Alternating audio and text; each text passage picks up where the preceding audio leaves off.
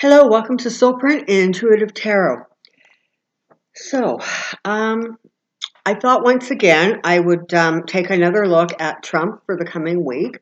So we're talking April 26th to, I think it's May 4th, May 5th.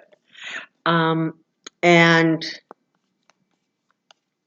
yeah, let's take a look at that. It is April 27th today.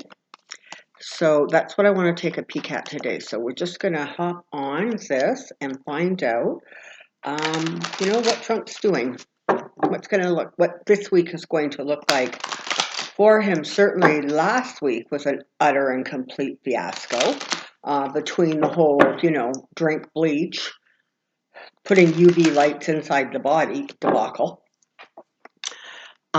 So from what I'm understanding is people finally got him to understand that, listen, the more you talk, the worse you're making it. And you're really, really hurting your reelection. And that obviously was at least enough to get him to slow down because our ears were not subjected to the crazy this weekend or his, 2-hour-long press rallies. So come on down. I have a question.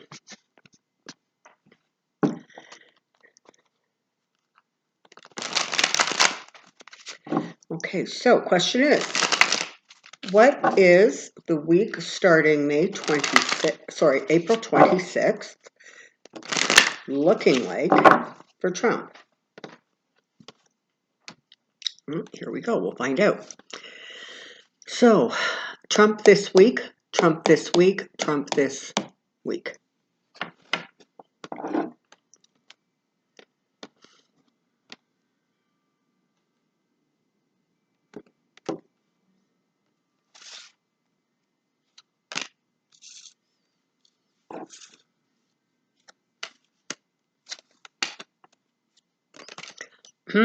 Okay, well, so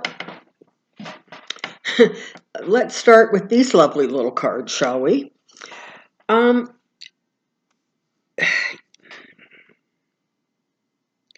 it's interesting because as I'm sort of connecting with his energy right now, it feels as if there really is a desire or a wish for him to be able to move backwards in time. I'm not going to go so far as to say that there are things he regrets or things he wishes he had done differently, but definitely he spends a lot of his energy and his thoughts thinking about sort of life, pre-pandemic, pre-impeachment. There's sort of a nostalgia in him for things to go back the way they were when he perceived them as going well for him. And, again, in hindsight, he's quite able to sort of romanticize, what was before, right? I mean, he's able to gloss it up and make it pretty because, the impeachment and the pandemic sort of stand out really large in his brain. All the previous craziness, of course, for some reason fades. So there's a real, and I mean, we saw this, right, initially in the presidency when things were not going good for him, or just whenever he decided to open his mouth, he kept hearkening back to how many people were at the inauguration and the biggest crowds ever. And even though nobody could actually justify what he was saying or think it was accurate, he kept saying it because that was his highlight, right? And so that's what he kept going back to over and over and over again. And now it seems that he's just going back to kind of those times before the impeachment, before the whole whistleblower report, when he felt he was still in control and he had this this sort of tiger by the tail, if you will. So, so things aren't going quite so good anymore, and it's not looking good, and it's not looking like, frankly, it's going to get better. In fact, with the Empress sitting here, it very much feels as if the destruction, it literally, if you will, of the presidency, of his presidency, is going to become amplified. So that's interesting because I actually sort of thought that maybe this coming week he would be a little bit quieter, a little bit more reclusive. So, oh, here he comes. Here comes the Fool. Okay, so part of it, I think what's going on is that this week coming up, I suspect that there is going to be some more news that comes out about him. I did hear that there is a $10 million loan that is payable to the Bank of China that apparently is coming due fairly quickly. So I don't know, is there going to be more information about his finances? It feels very much like day after day, week after week, it's just going to continue to get bad, right? The numbers are going to continue to skyrocket. This thing is moving more into the heartland, and so those very people that he depends on to, support him and vote for him and that are going to start really, really getting hit, unfortunately. And it just feels like he's not going to be able to get his grounding. And, the thing about the Fool card, even though this obviously is one of my cards that represent him, but you can see this fellow is getting really, really close to the cliff here. And so it makes you wonder how close he actually is to walking kind of off the cliff, if you will. But there's going to be some bad news coming his way this week. And I suspect a lot of it is just going to be stuff coming out that he really would prefer not come out. With Trump taking a bit of a back step, those press conferences or pandemic crisis conferences or whatever they're called, you might see them sort of moving a little bit more routinely, if you will, but I don't see it lasting, okay? Like, we can't really take a deep breath and say, oh my God, thank God they shut him up now. Maybe, we won't have to hear it day after day. It doesn't feel like it's going to quite keep him quiet as much as it just gives the opportunity, at least in the short term, for more clarity or more accurate information to come out.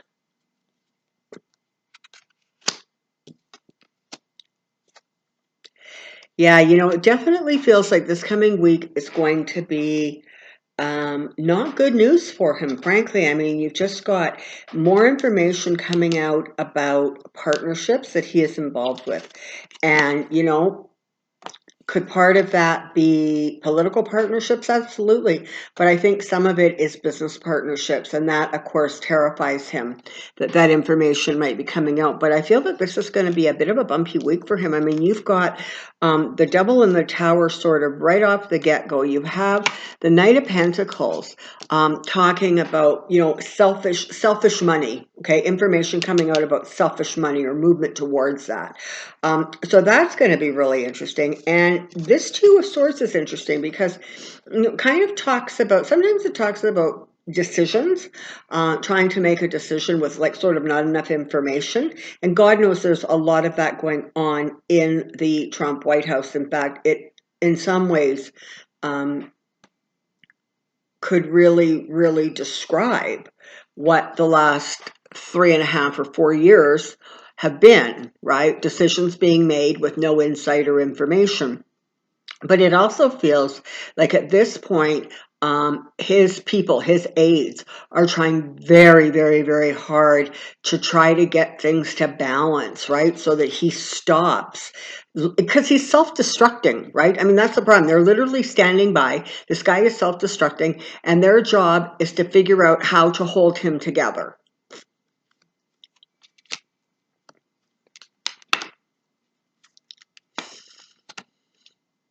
Okay, so as the next, I want to say 2, 3 maybe weeks roll out, you're going to notice more and more people who are having some real changes of opinion about this fella. And part of it is going to literally be almost like, you know what? We gave him a chance. We sacrificed enough. We took the hit, with all of his trade war nonsense and tariffs. We've taken those hits, and we are now starting to see that even with sort of everything we allowed him or afforded him, he really, really doesn't know what the heck he is doing.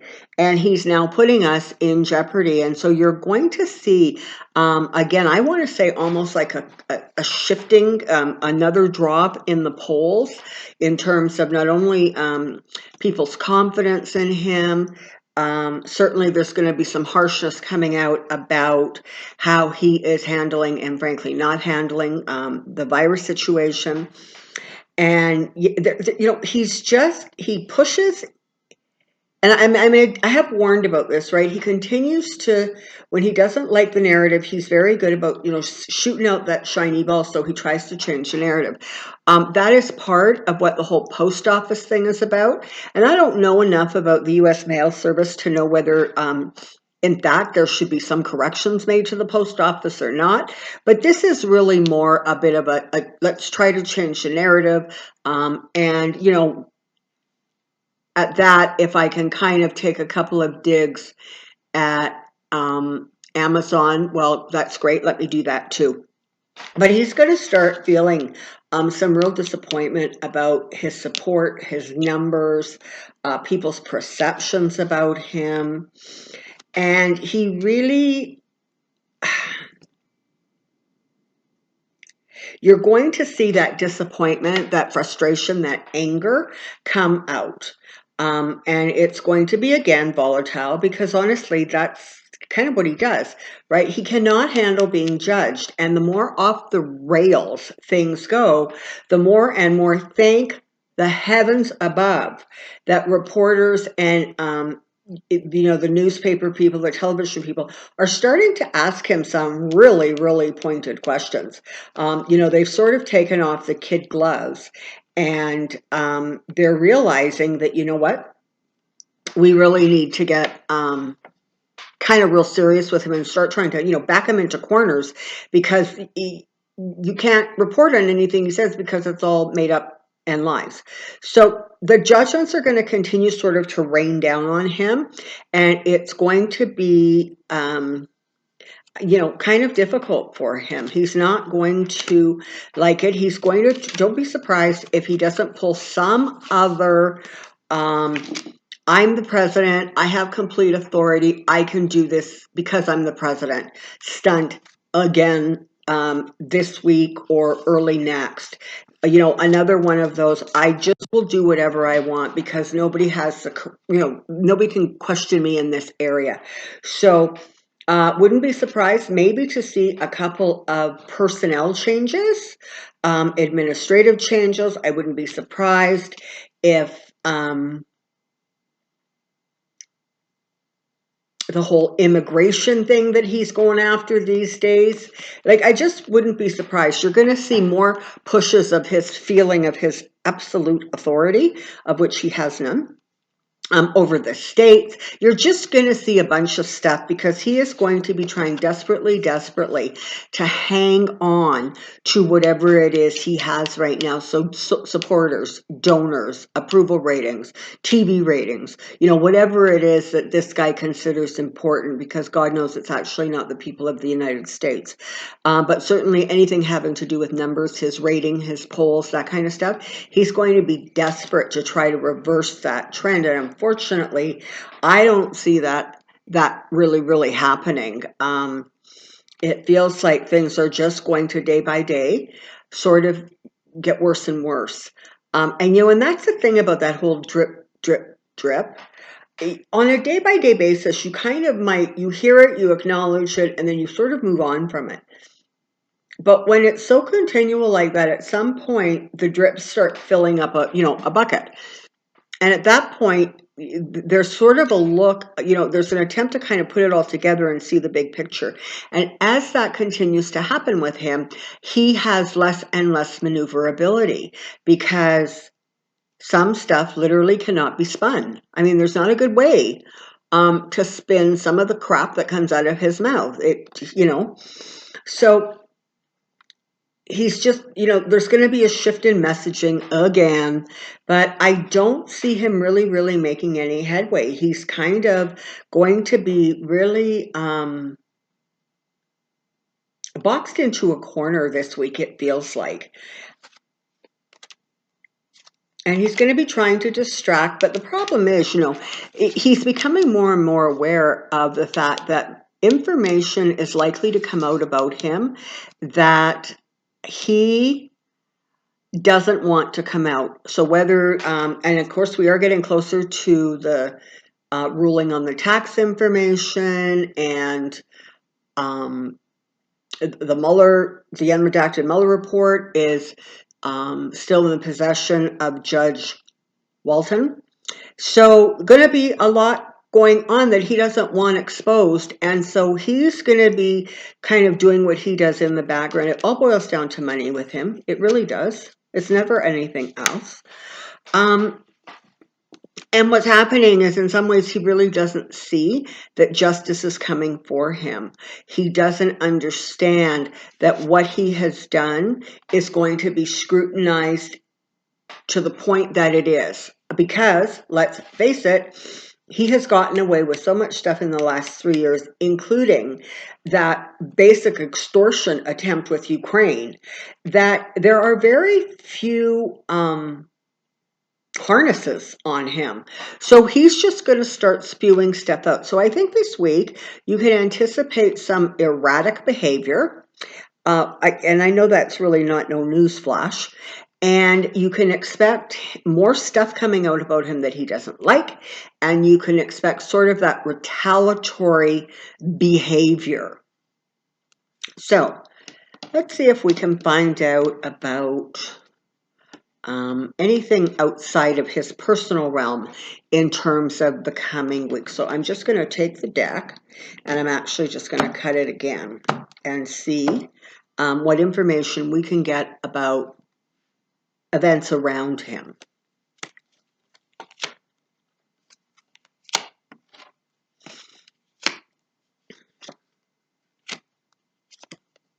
Okay. So there is going to be an attempt to try to smooth out the waters. There's going to be a lot of, well, he didn't really say that, or that was misconstrued. And you know what? That story doesn't float because, of course, everything is, documented. But his aides are going to be very busy trying to maneuver him. The problem is that he doesn't like to go quiet. He doesn't want to be still. And so while they're busy putting out one fire, he's like torching another part of the forest, right? I mean, so there's not, they can't get ahead of this guy. Yeah, I really expect, I know that they're talking about moving Azar, head of Homeland Security, I think he is, out. Expect a couple more little shifts going on, and expect somebody else to leave. Yeah, it looks like there's going to be another 1 or 2 departures in, I want to say, the next week, 10, 14 days. So there's going to be some more people leaving, whether of their own volition or because they're being forced out. But there's definitely people sort of walking away. And honestly, I think for the most part, some of them are actually feeling relieved. Okay, and again, more information about money. So, maybe we'll be treated to some more information about how the Treasury is doing or not doing. Or perhaps we're going to get some information about how badly the measures that are being put out by the government are being abused, and a lot of that money is going to companies that Trump is associated with, or bigger companies than you would expect to be receiving. But definitely there's going to be some financial news coming out today, not only with pertaining to Trump, but I think in a bigger way. And some of this stuff is going. It looks like it's going to come fast and furious, and it doesn't feel like some of the Republicans and or his aides, his administration, are really going to be able to get a grasp on it, because it looks like it's going to start moving quite quickly. You know, Mitch McConnell is another one that comes to mind. I mean, he's kind of in bad shape too, right? I mean, you know, his fundraising is not going well. The last I heard, I think him and Amy were sort of tied, which again, remarkable, right? You're talking about a Democrat challenging an incumbent Republican, but yet she really seems to be making some headway. And so he's also, I wouldn't be surprised at all if you didn't see, it's not, I don't see him making a lot more news, but I see there being more news about him or more information coming out. So it looks like it could actually be a bit of a dicey week or so for McConnell also.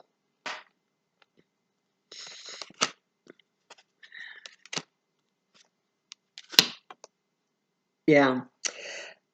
Unfortunately, you're going to see more and more the results of certain governors, certain states not taking the aggressive stance that they should be taking to try to prevent this virus from spreading. The numbers are going to become just gobsmacking, okay? Like they're just going to be unimaginable.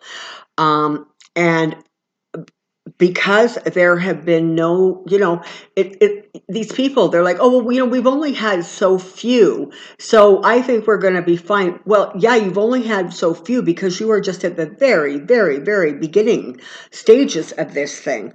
But, you know, they don't want to hear that, and they don't want to do the prudent thing, because again, you have politicians who very, very, very, very often make judgments based on money and judgments based on their own power, as opposed to what necessarily is good for the people. So don't be surprised if you see a little bit defensiveness coming out from some of the governors. But again, as the numbers get bad, they're not going to have a lot of room, because, you know, you can't say you didn't know it was coming. You can't say, unlike, you know, California, Washington, and New York, that you didn't know it was coming, or you didn't think it was going to be quite as horrible as it was, or as fast moving. You know, they were hit first.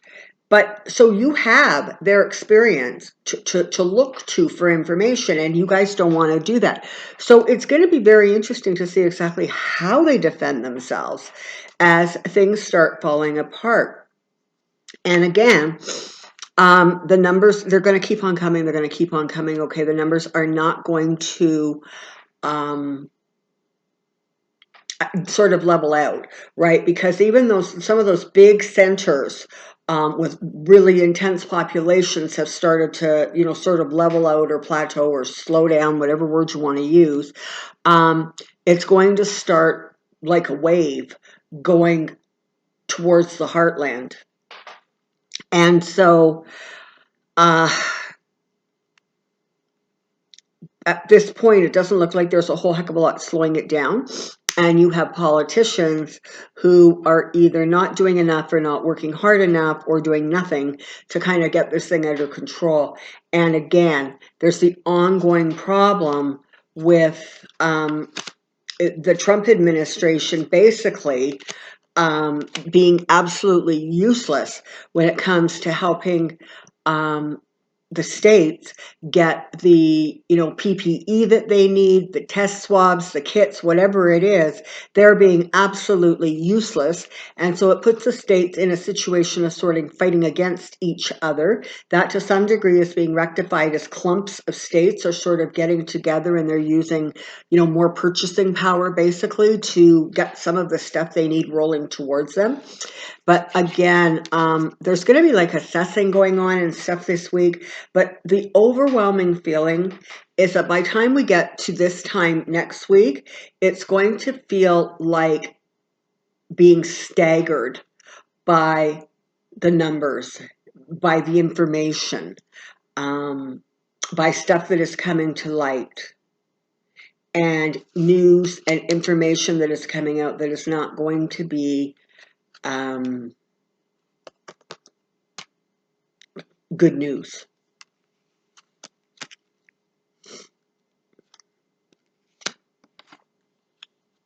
Okay. So,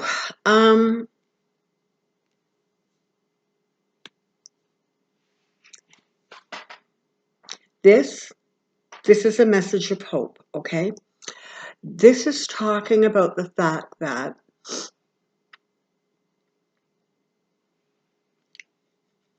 sometimes things have to be looked at or readdressed, and very oftentimes it is difficult for that to happen when people are very, very interested in maintaining the status quo. But you are being asked to remember that the changes that are going to take place as a result of his presidency, the failed impeachment, and the pandemic are ultimately going to move the country as a whole towards a brighter sort of future, a happier situation. But you're being cautioned that you should not get your hopes up so high that you lose sight of the fact that this is going to be hard work, and it's going to take a little bit of time to get these situations corrected. And look, there's lovely, lovely cards in addition. You have the Two of Cups talking about partnerships, but it's talking about people with like minds kind of coming together and working together for a greater good. So, is that going to be government business partnerships down the road? Is that going to be different levels of government working together to create something that is a bit more solid and perhaps not quite as fragile feeling as it has been? There is going to be truth coming out. There is going to be a sort of a return to something that feels more balanced and safe and secure. The tools are there. They are available as long as they are used properly. And it looks as if you're being comforted. You're being told, you know what? It's not going to be as horrible as you think it is. But they're also saying, don't delude yourself. It's going to be bad. But sometimes things have to really break before you can rebuild. You can only patch stuff up for so long, and eventually you just have to tear it down and recreate it. And, Trump is a problem, but it's not like everything was rolling around in a perfect state before he ended up, with the presidency. In fact, if things had not been kind of in the shape they were in, perhaps, he wouldn't have been able to accomplish what he accomplished. So again, they're saying, it's going to take time. Be prepared for that. And in the meantime, you do whatever it is you need to do to keep yourself safe and to, do what's going to keep you in the state and place that you need to be in to get through this yourself. I do just want to take a moment to thank everybody who participated in the Positive Energy Circle. That video was released yesterday. Who got together and we collectively were able to send energy to those in media. Now, the really lovely thing about the energy circles is that you can repeat the video over and over. You can, do it every day for a week, every few days, whatever it is, couple weeks, whatever it is. And whether you're doing it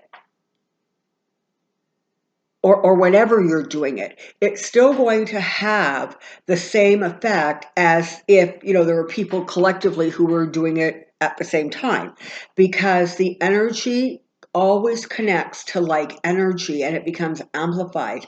So if you didn't have an opportunity to take a look at it yesterday, you might want to take a look at it going into this week, and just know that whenever you sit down to do the energy work with the video, it has an effect. There isn't a stale date or a time limit on the energy. It goes for infinity, and so it will always attract itself or connect with energies that are the same vibration. So I just want you to remember that, because there have been, I think, 12 or 13 energy circles done now. You can always go back and look at ones that have previously been done, because they're still going to work just as effectively as they did sort of the week they were released in the first place. I also just want to take a quick moment to once again thank all of you. You guys are amazing. Your lovely comments, the thumbs up, all of the views, the new subscribers, thank you. The donations are just so unexpected and received with such gratitude. So I thank you very, very much for that. And again, for those of you interested, if you want a private reading, in the box below, there is an email address, and take that and just send me an email and I will correspond directly with you. All right. So until next time, take care, be well, and we'll see you soon. Bye-bye.